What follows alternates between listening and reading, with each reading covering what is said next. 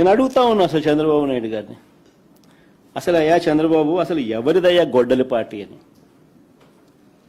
చంద్రబాబుని సీరియస్గా క్వశ్చన్ చేస్తా ఉన్నా. ఎవరిదయ్యా గొడ్డలి పార్టీ? ఎవరిదయ్యా గన్ కల్చర్?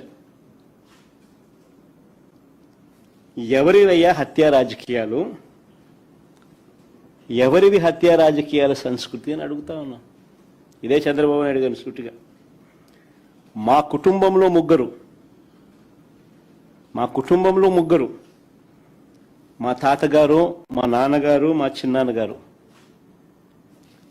ముగ్గురు బలైపోయారు. మేం బాధితులం.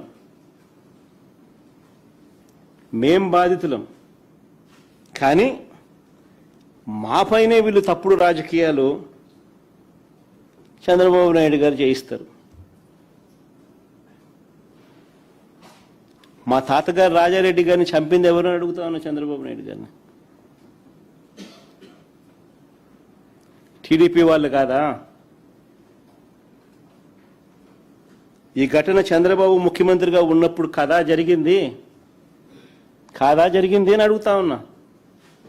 1999 అసెంబ్లీ ఎన్నికలకు ఏడాది ముందు, 1999 చంద్రబాబు నాయుడు గారు ముఖ్యమంత్రిగా ఉన్నారు. 1999 ఎన్నికలకు ముందు, ఏడాది ముందు చంద్రబాబు నాయుడు గారు ముఖ్యమంత్రిగా ఉన్నప్పుడు నా తాతగారిని రాజారెడ్డి గారిని చంపారు. కేవలం నాన్నగారిని, రాజశేఖర రెడ్డి గారిని పులివెందులకి కట్టడి చేయాలి అన్న ఒక్క రాజకీయ కోణంతో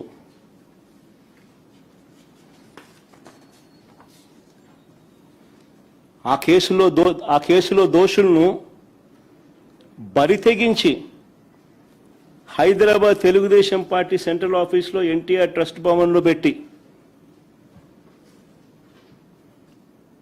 అధికార దుర్వినియోగం చేసి వాళ్ళని రక్షించినారు, జైలుకు కూడా పంపకుండా.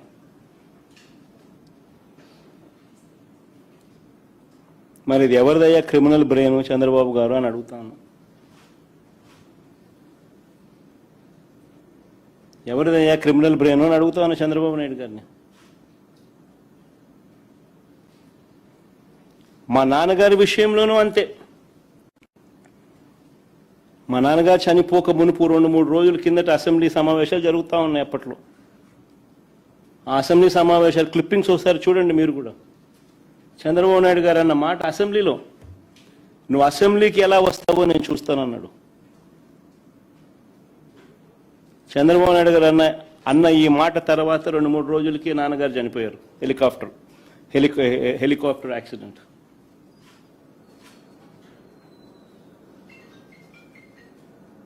ఇప్పటికీ కూడా దీనికి సంబంధించి నివృత్తి కాని అంశాలు ఎన్నో ఉన్నాయి. ఎవరిదయ్యా చంద్రబాబు క్రిమినల్ బ్రెయిన్ అని అడుగుతా ఉన్నా. మా చిన్నాన్న వివేకానంద రెడ్డి గారిని ఇదే చంద్రబాబు ప్రభుత్వంలో హత్యకు గురైన మాట వాస్తవం కాదా అని అడుగుతా ఉన్నా.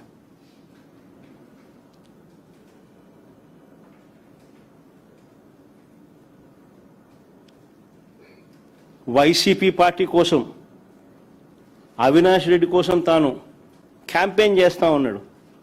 జమ్మన్మడుకు పోయి క్యాంపెయిన్ చేసి వచ్చినాడు.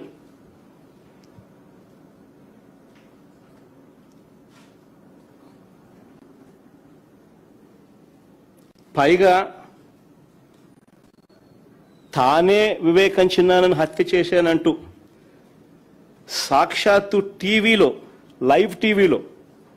లైవ్ టీవీ షోలో చెలరేగిపోయి విచ్చలవిడిగా మాట్లాడిన ఈ దస్తగిరి అనే వ్యక్తి, చంపిన వ్యక్తి, నేనే చంపాను అని చెప్పి విచ్చలవిడిగా చెలరేగిపోయి మాట్లాడాడు టీవీ లైవ్ షోలో ఈ దస్తగిరి అనే వ్యక్తి. ఇవాళ స్వేచ్ఛగా పోలీసుల వత్తాసుతో దర్జాగా కారులో తిరుగుతూ ఉన్నాడు. జైల్లో ఉండాల్సిన వ్యక్తి దర్జాగా కారులో తిరుగుతూ ఉన్నాడు ఈరోజు. అంతేకాదు పైగా చంద్రబాబు లాయరు సిద్ధార్థ లూత్రా, దస్తగిరి లాయరు కూడా సిద్ధార్థ లూత్రా.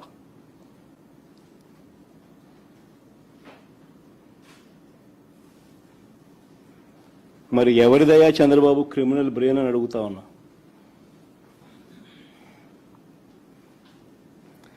రాజకీయ లబ్ధి కోసం ప్రలోభాలతో హంతకులను రక్షించడం, నిర్దోషులను హింసించడం ఈ కేసులో జరుగుతూ ఉంది. ఇదేగా చంద్రబాబు అని అడుగుతా ఉన్నా.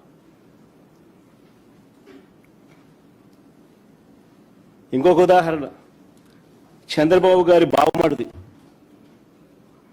వియ్యంకుడు బాలకృష్ణ గన్ పట్టుకొని టపా టపా అని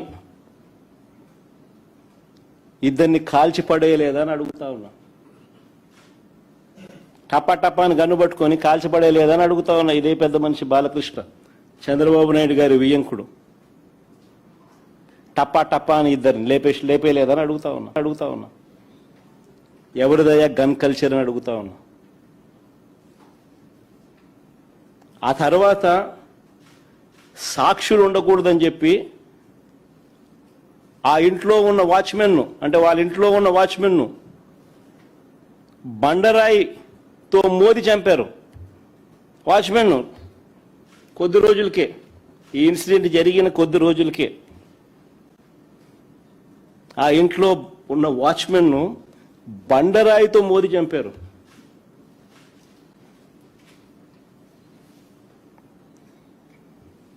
ఇంకొక ఇన్సిడెంట్, పాపం ఎన్టీఆర్ గారు అబ్బాయి హరికృష్ణ గారు యాక్సిడెంట్లో ఆయన చనిపోతే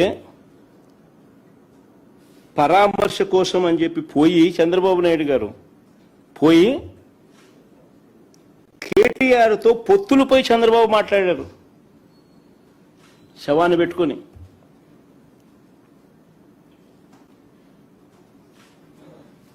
మరి ఎవరిదయ్యా శవరాజకీయాలని అడుగుతా ఉన్నా.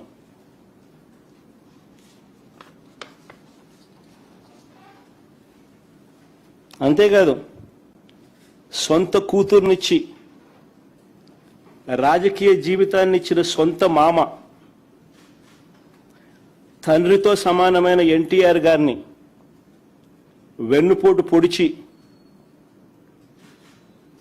సీఎం కుర్చీని, ఆయన పార్టీని, ఆయన గుర్తును లాక్కుని ఆయన చనిపోయేట్టుగా చేసింది ఎవరయ్యా చంద్రబాబు అని అడుగుతా ఉన్నా. ఎవరివయ్యా కుట్ర రాజకీయాలు అని అడుగుతా ఉన్నా.